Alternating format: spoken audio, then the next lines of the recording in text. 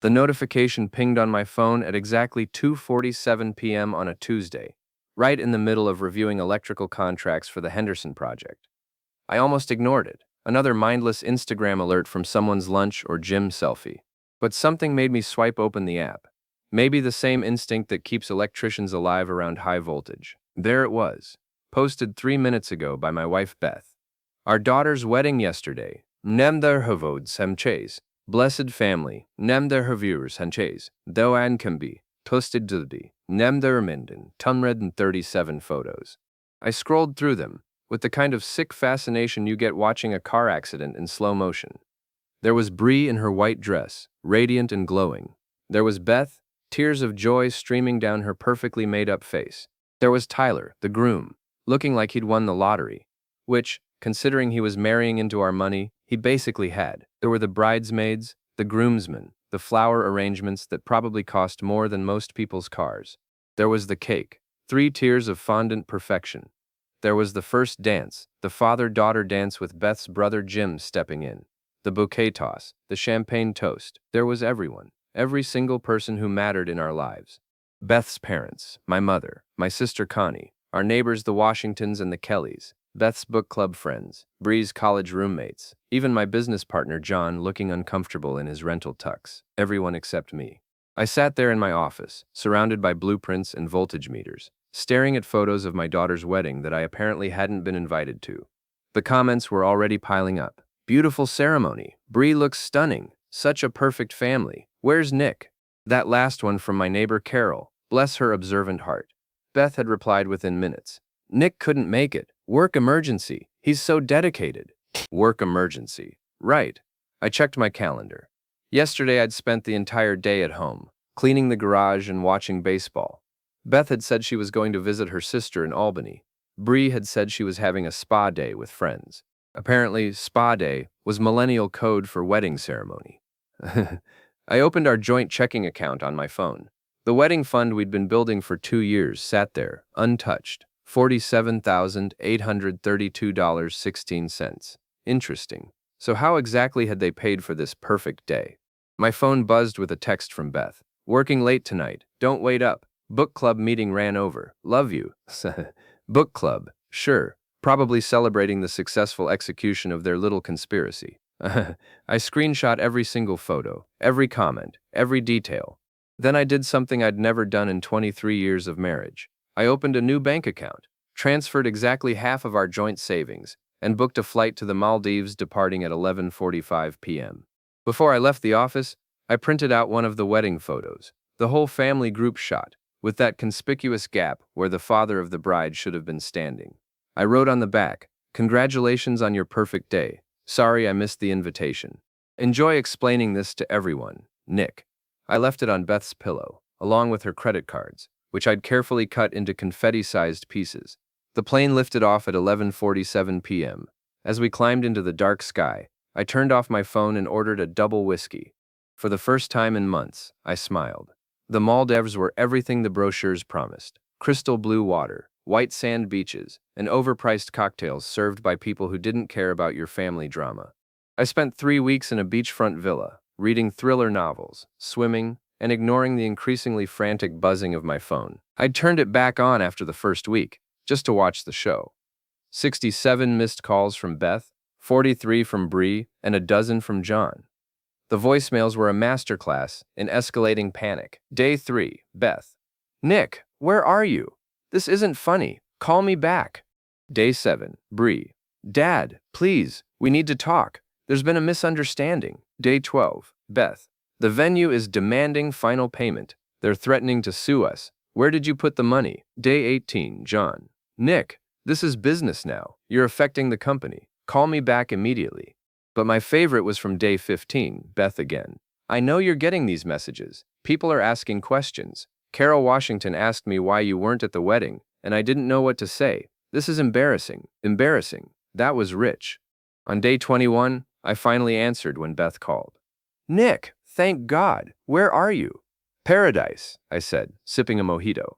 It's lovely this time of year. Very peaceful. No surprise weddings or anything. Don't be ridiculous. We can explain everything. It wasn't supposed to happen like this.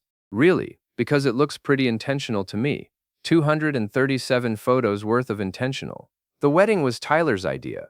He wanted something small and intimate, just immediate family. And I'm what? Extended family now? You're being dramatic. Come home and we'll talk about this like adults. Adults tell each other about weddings, Beth. Adults don't stage elaborate deceptions and then act surprised when the other person notices. Fine, I'm sorry. We should have told you. But Tyler's parents were paying, and they wanted to keep it small, and Tyler's parents, I laughed. Tyler's parents who live in a double wide in Newark and haven't had 2 nickels to rub together since his dad got laid off from the plant? Those parents. Silence. Where's the money, Beth? What money? The $47,000 that was in our wedding fund yesterday and isn't there today. More silence. Then, you took it? I took my half. You know, the half I earned working 60-hour weeks for the past 2 years while you planned your daughter's secret wedding. It's our daughter. Is it? Because I didn't get that impression from the photos. I could hear her crying now. Good. Nick, please. Tyler and Bree are stranded at the airport in Cancun. Their honeymoon hotel won't let them check in without payment. They've been sleeping in the terminal for 2 days.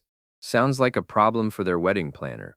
I was the wedding planner. Then I guess you should have planned better. I hung up and ordered another mojito. The sunset was particularly beautiful that evening. I returned home after a month in paradise, tanned and relaxed and ready for war. The house looked like a tornado had hit it. There were bills scattered across the kitchen table, legal documents stacked on the counter, and what appeared to be a formal lawsuit notice taped to the front door. Beth was in the living room, looking like she'd aged 5 years. Her hair was unwashed, her clothes wrinkled, and she had the hollow-eyed look of someone who hadn't slept properly in weeks. Bree was on the couch next to her, still in what looked like airport clothes, crying into a tissue. Dad! Bree jumped up when I walked in. Thank God you're home. This is all a huge mistake. The only mistake, I said, setting down my suitcase, was me thinking I had a family instead of a conspiracy. Don't be cruel, Beth said. Look what you've done to your daughter. What I've done. I went on vacation. You two are the ones who decided to play house without telling the man paying the bills. Tyler emerged from the kitchen, looking sheepish. He was a thin kid with careful eyes and the kind of smile that made you want to count your wallet afterward. Mr. Foster, I think we got off on the wrong foot. We didn't get off on any foot, Tyler, because we've never actually been introduced. Funny thing about weddings. Usually the bride's father meets the groom at some point before the ceremony. It all happened so fast, Bree said. Tyler proposed and his parents said they'd pay for everything, but it had to be right away because of his dad's insurance situation and… Stop. I held up my hand. Just stop. Tyler's parents didn't pay for anything. I know this because I called them. The room went dead quiet. Nice people, actually. They were very confused about why some stranger was calling to thank them for their generosity. Turns out they found out about the wedding the same way I did. Instagram. They're apparently still waiting for their invitation to arrive. Tyler's face went white.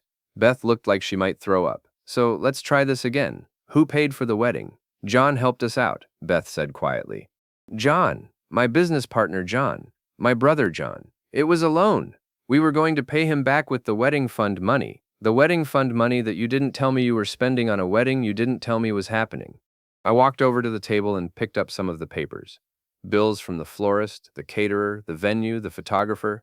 All past due. All threatening legal action. Looks like John's loan didn't quite cover everything. We're going to work it out, Bree said. Tyler's got some business opportunities. Tyler's got a part-time job at Best Buy and a credit score that would make a bankruptcy lawyer cry. I also know this because I checked. Tyler stood up. You had no right to. I had every right. You married my daughter with money that didn't exist and promises you can't keep. That makes it my business. Nick, Beth said, we can fix this. Come sit down and we'll figure out a payment plan. No. I pulled a manila envelope from my jacket pocket. We're not fixing anything. You had a wedding without me.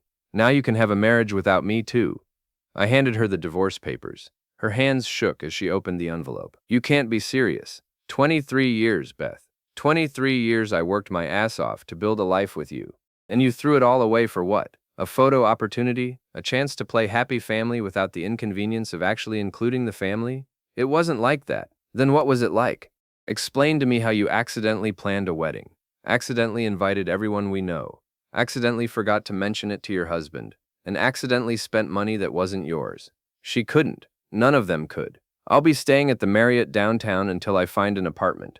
My lawyer will be in touch about dividing assets. Oh, and Tyler, that business opportunity you mentioned, you might want to pursue it quickly. The mortgage payment is due in 2 weeks, and I won't be contributing to it anymore. I picked up my suitcase and headed for the door. Behind me, Bree was sobbing. Beth was hyperventilating, and Tyler was frantically tapping on his phone, probably calling his parents to beg for money they didn't have. As I got in my car, I saw John's Porsche being loaded onto a tow truck. Apparently his generosity had limits too. The divorce papers were just the opening shot. While Beth and Bree scrambled to keep their house of cards from collapsing, I was planning a much more comprehensive campaign. I started with social media. If they wanted to live their lives online, then online was where they'd face the consequences. I created my own Instagram post, a photo of me on the beach in the Maldives, cocktail in hand, with the caption, "Sometimes the best wedding gift is finding out who your real family is. #blessed to be alone, #paradise found, #truth hurts." Within hours, the comments were rolling in. All our friends and neighbors, suddenly very curious about why I'd been in the Maldives during my daughter's wedding. Beth's careful story about a work emergency was falling apart. Carol Washington commented first. "Wait, you were on vacation during Bree's wedding? I thought Beth said you had a work emergency?" That opened the floodgates. Soon everyone was asking questions. Where was Nick during the ceremony? Why did Beth say he was working? Why didn't anyone notice he wasn't in any of the photos? Beth tried damage control, posting her own explanation. "Family situations are complicated. We're working through some issues privately. Please respect our privacy during this difficult time." But I wasn't done. I posted the wedding photo I'd printed out, the family group shot, with the obvious gap where I should have been standing. Caption, "Spot the missing person, plot twist. It's the father of the bride. #wedding fail, #family values, #plot twist." The post went viral in our social circle. Beth's phone was ringing constantly. Bree was getting questioned by her friends. Tyler was being asked by his coworkers why his new father-in-law wasn't at the wedding. But the real masterstroke came when I leaked the story to the local newspaper's society columnist, Janet Morrison. Janet was a vicious gossip who'd been looking for a juicy story to sink her teeth into, and I handed her a feast. Local businessman discovers daughter's wedding on social media, ran on the front page of the lifestyle section, complete with photos and a detailed timeline of events. Janet had done her homework, tracking down vendors who confirmed that payment for the wedding had been a complicated situation, and that there had been unusual family dynamics during the planning process. The article painted Beth as a social climbing manipulator and John as an enabler. It portrayed me as the hardworking husband and father who'd been betrayed by the people closest to him. Public opinion swung heavily in my favor, but I was just getting started. John called me the day the article came out. "Nick, we need to talk. Not over the phone. Meet me at Murphy's bar tonight, 8 o'clock. Why would I do that? Because this has gone far enough. You've made your point. Now let's figure out how to clean up this mess." My mess? This isn't my mess, John. This is your mess. You're the one who decided to bankroll a secret wedding. You're the one who helped my wife lie to me for months. You're the one who thought you could play puppet master with my family. I was trying to help. You were trying to be the hero.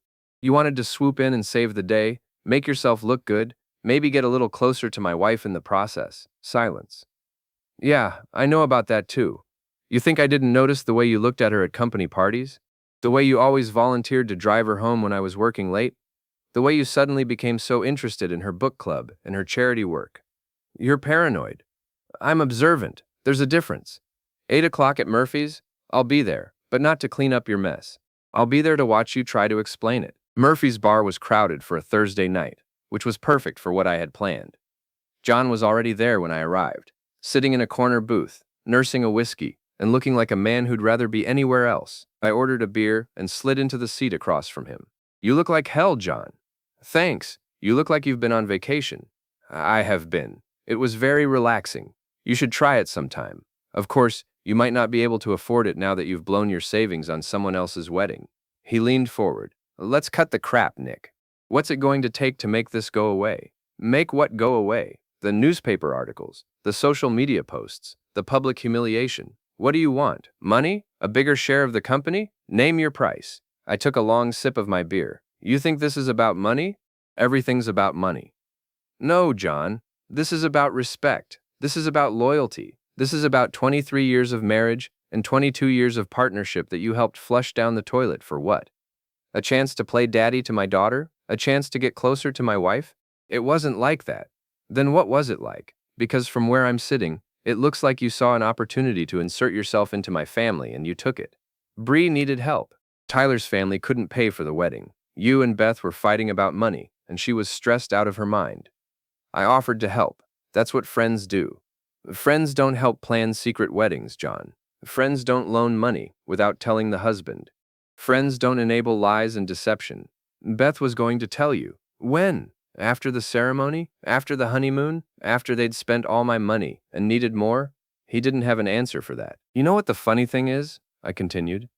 I would have paid for the wedding if Bree had come to me and said she wanted to get married, if she'd introduced me to Tyler, if she'd asked for help, I would have given it to her. She's my daughter. I love her. But instead, you all decided I was the problem. You decided I was the obstacle. So you cut me out. We didn't cut you out. Really? Then why wasn't I invited to the planning meetings? Why didn't I meet Tyler before the wedding day? Why didn't anyone ask my opinion about anything? Because you would have said no. You would have found fault with Tyler. You would have complained about the cost. You would have made everything difficult. And there it was. The truth, finally. So you admit it. You all sat around and decided that I was too difficult to include in my own daughter's wedding. That's exactly what you did. You made me the villain in my own family's story. Well, congratulations, John. You got what you wanted. But here's the thing about villains. We don't go quietly. I stood up and pulled out my phone. Smile for the camera, John. What are you doing? I'm live streaming this conversation to my Facebook page. Say hello to everyone who's been wondering what really happened at the wedding. His face went white. You can't do that. I can do whatever I want. You see, when you publicly humiliate someone, they get to publicly respond. That's how it works.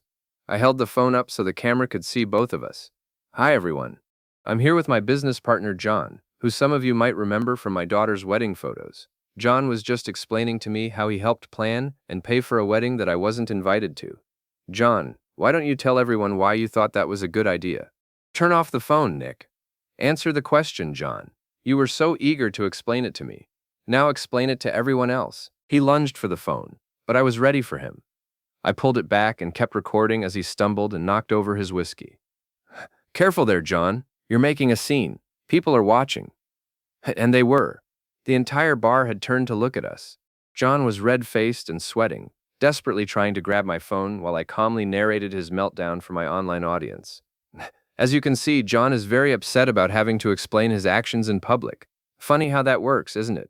He was perfectly comfortable humiliating me in private, but he doesn't like being held accountable in public. I'll sue you, he shouted. This is harassment. No, John. Harassment is lying to your business partner for months. Harassment is helping his wife deceive him. Harassment is stealing his role in his daughter's wedding. This is just truth-telling. I ended the live stream and pocketed my phone. John was standing there, breathing heavily, looking like he wanted to hit me. Go ahead, I said quietly. Take a swing. Give me a reason to really destroy you. He didn't. He just stood there, defeated and humiliated, while the entire bar stared at him. This isn't over, he said. You're right. It's just getting started. The live stream video went viral overnight. By morning, it had been shared hundreds of times and viewed by thousands of people. The comments were brutal, with most people siding with me and condemning John's behavior. Our company's reputation was taking a hit, but John was bearing the brunt of it. But I wasn't done, not even close. I'd spent the past month doing more than just working on my tan in the Maldives. I'd been making phone calls, sending emails, and pulling strings. I'd been preparing for war. The first bomb dropped on Friday morning, when John arrived at the office to find a registered letter waiting for him. Inside was notice that I was exercising a clause in our partnership agreement that allowed either partner to buy out the other in case of irreconcilable differences affecting the business relationship. The second bomb dropped an hour later, when he discovered that I'd been quietly buying up the small shares of company stock that we'd sold to employees over the years. Combined with my existing partnership stake, I now controlled 67% of the company. The third bomb was the big one. I was calling an emergency board meeting for Monday morning to vote on new company leadership. John stormed into my office, waving the legal papers. You can't do this. I can and I am. It's all perfectly legal. My lawyer checked. This is about the wedding? You're going to destroy our company over a personal grudge? This isn't about the wedding anymore, John. This is about trust. How can I run a business with someone I can't trust? How can our clients have confidence in a company where the partners are publicly feuding? How can our employees respect leadership that can't maintain professional boundaries? Professional boundaries? What the hell does that mean? It means you crossed a line when you got involved in my personal life. It means you compromised your judgment and your integrity. It means you're no longer fit to be a partner in this company. He slumped into the chair across from my desk. What do you want, Nick? What's it going to take to make this stop? I want you out. I want your shares. I want your office. I want your name off the letterhead. I want you to disappear from my professional life, the same way you helped my family disappear from my personal life. And if I refuse, then I'll make sure everyone knows exactly what kind of man you are. The clients, the employees, the vendors, the competitors. I'll make sure your name is mud in this industry. You're bluffing. I opened my laptop and turned it toward him. On the screen was a draft email addressed to every major contractor and supplier in the region. The subject line read, "Important information about John Miller and Foster Miller Electric." The email detailed everything: the secret wedding, the lies, the deception, the betrayal of trust. It painted a picture of a man who couldn't be trusted with personal relationships, let alone business partnerships. One click, John. That's all it takes. This goes out to 300 people in our industry, and your career is over. He stared at the screen for a long moment. You've really thought this through, haven't you? I've had a lot of time to think. Turns out betrayal is very motivating. What about Beth? What about Bree? Are you going to destroy them too? I don't need to destroy them. They've done that to themselves. Beth's already lost most of her friends. The book club kicked her out. The charity board asked her to resign. Bree's marriage is falling apart because Tyler realized he married into debt instead of money. They're destroying themselves just fine without my help. And you're okay with that? You're okay with watching your own daughter suffer? My daughter made her choice when she decided I wasn't important enough to include in her wedding. Now she gets to live with the consequences.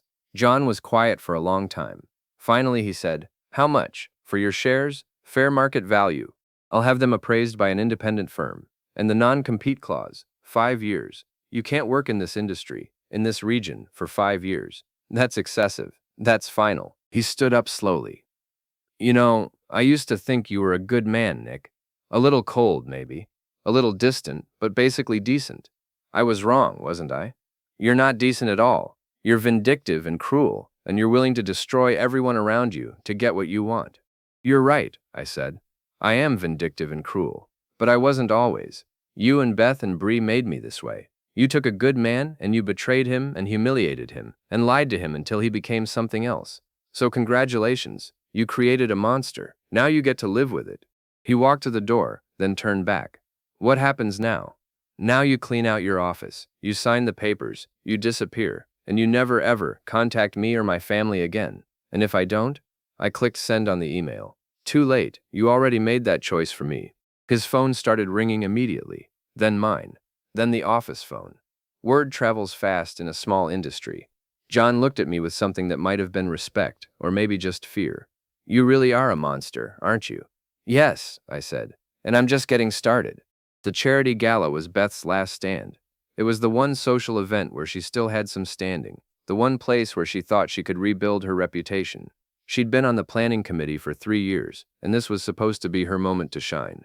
I bought a ticket. I arrived fashionably late, dressed in my best tuxedo, looking every inch the successful businessman. The whispers started immediately as I walked through the ballroom. People who'd been avoiding Beth all week suddenly found excuses to come talk to me. "Nick, so good to see you. How are you holding up? We've been thinking about you." I was gracious and charming, playing the role of the wounded but dignified husband. I accepted condolences, deflected questions about the divorce, and made sure everyone knew that I bore no ill will toward anyone. Beth watched from across the room, her face pale and strained. She was wearing a new dress, probably charged to a credit card that was already maxed out, trying desperately to project an image of confidence and control. The evening's program included a silent auction, dinner, and a presentation about the charity's work. I bid generously on several items, making sure everyone noticed my philanthropy. When they announced the top donors, my name was called third. During dinner, I made my move. I'd arranged for a friend who worked in audio-visual to help with a little surprise. As the charity director was giving her speech about the importance of family and community support, the screen behind her suddenly changed. Instead of photos of the charity's work, The audience was treated to a slideshow of Beth and John's text messages, which I'd recovered from our shared phone plan. Messages about the wedding planning, about keeping me in the dark, about how to handle the Nick situation. The messages were damning. Beth, he's going to be so angry when he finds out. John. We'll deal with it after the wedding. Once it's done, what can he do? Beth. I feel terrible about lying to him. John. It's for Bree's sake. He'll understand eventually. Beth. What if he doesn't? Then we'll face that together. The room went dead silent as people read the messages. Beth was standing now, frantically trying to get someone's attention, pointing at the screen. But the audio-visual booth was locked, and my friend had already disappeared. The final message was the worst. John. Maybe this is for the best. Maybe it's time Nick learned that he's not as important as he thinks he is. Beth is a terrible thing to say. John. Is it? When's the last time he made you happy? Really happy? Beth. John. John, I'm just saying. Maybe there's a reason this feels right. Maybe there's a reason we work so well together. The implications were clear. Even if nothing physical had happened between them, there had been an emotional affair brewing. The wedding had just been an excuse for them to grow closer. Beth was crying now, pushing through the crowd toward the exit. But I wasn't done. I stood up and tapped my wine glass with a spoon. The room turned to look at me. Ladies and gentlemen, I apologize for the technical difficulties, but since we're all here together, I thought this might be a good opportunity to address some rumors that have been circulating. Every eye in the room was on me. Beth had stopped near the door, trapped between her desire to flee and her need to hear what I was going to say. As many of you know, my wife and I are going through a difficult time. What you might not know is why. You see, 3 weeks ago, I discovered that my daughter had gotten married. I discovered this the same way many of you did, through social media. I wasn't invited to the wedding. I wasn't told it was happening. I wasn't consulted about any of the decisions. Murmurs rippled through the crowd. People were looking back and forth between Beth and me. Now, you might wonder how such a thing could happen. How does a father miss his own daughter's wedding? The answer is simple: when the people closest to you decide you don't matter. Nick, please, Beth started to say, but I held up my hand. I'm not finished.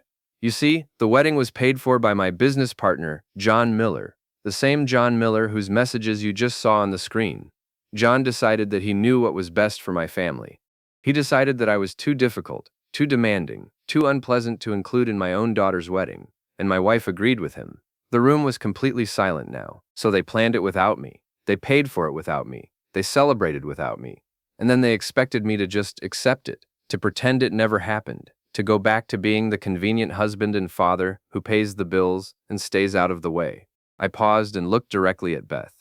But here's the thing about betrayal. It changes you. It makes you realize who your real friends are. It makes you understand what really matters. And it makes you very, very motivated to ensure that actions have consequences. I reached into my jacket and pulled out a manila envelope. Beth, these are the final divorce papers. I'm sure you'll find the settlement terms educational.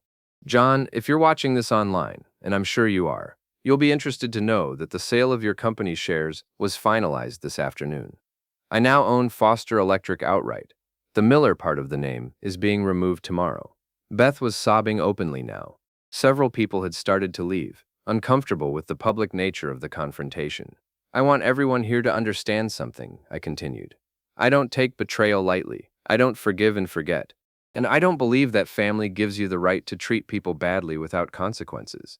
My wife and daughter and former business partner thought they could humiliate me, lie to me, and exclude me from my own life. They were wrong.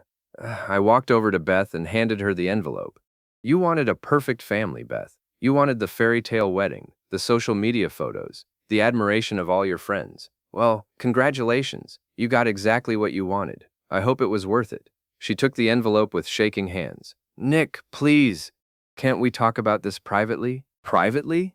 Like the way we talked about the wedding privately? Like the way you discussed our marriage with John privately? No, Beth. You made this public when you posted those photos. You made this public when you humiliated me in front of everyone we know. So now you get to face the consequences publicly. I turned back to the crowd.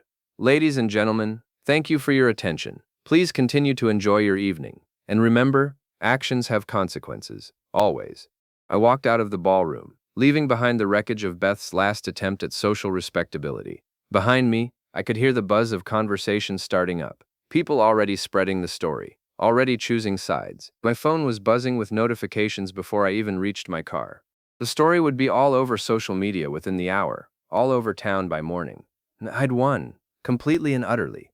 But somehow, victory felt emptier than I'd expected.